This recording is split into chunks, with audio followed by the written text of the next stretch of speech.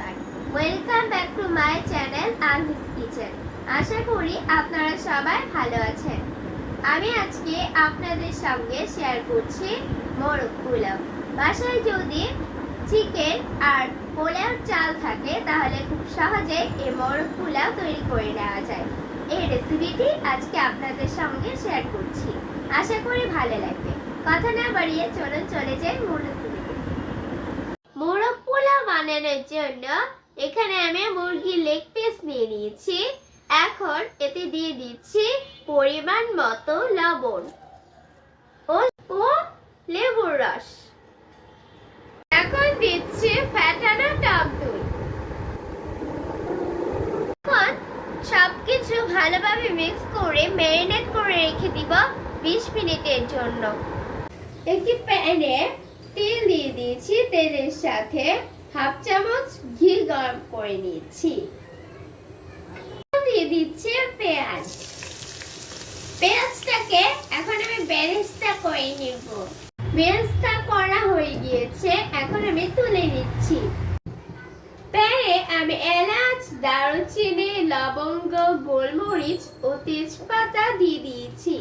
এখন দিয়ে দিচ্ছি পেঁয়াজ বাটা।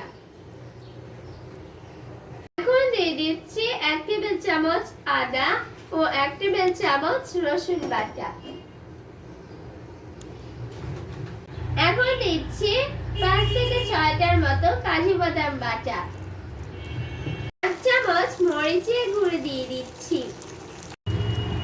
মোরগ পোলাওতে সাধারণত টমেটো পেস্ট দেওয়া হয় না, কিন্তু আমি একবার ট্রাই করে দেখেছিলাম, খেতে খুব দারুণ হয়েছিল। সেই জন্য আমি এখানে একটি টমেটো পেস্ট করে দিয়েছি। এখন দিয়ে দিচ্ছি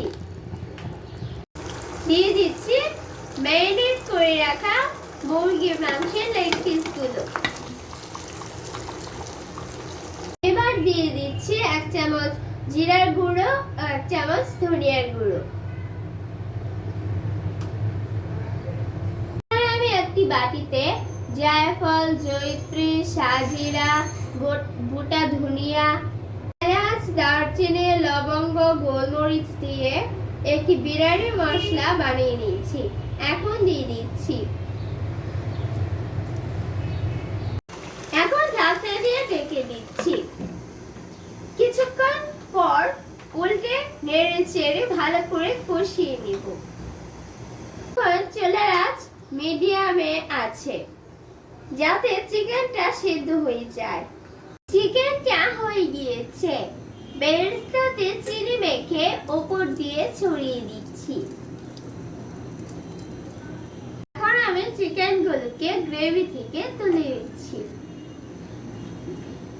পোলাওয়ের জন্য এখন আমি চুলায় তেল গরম করে নিয়েছি।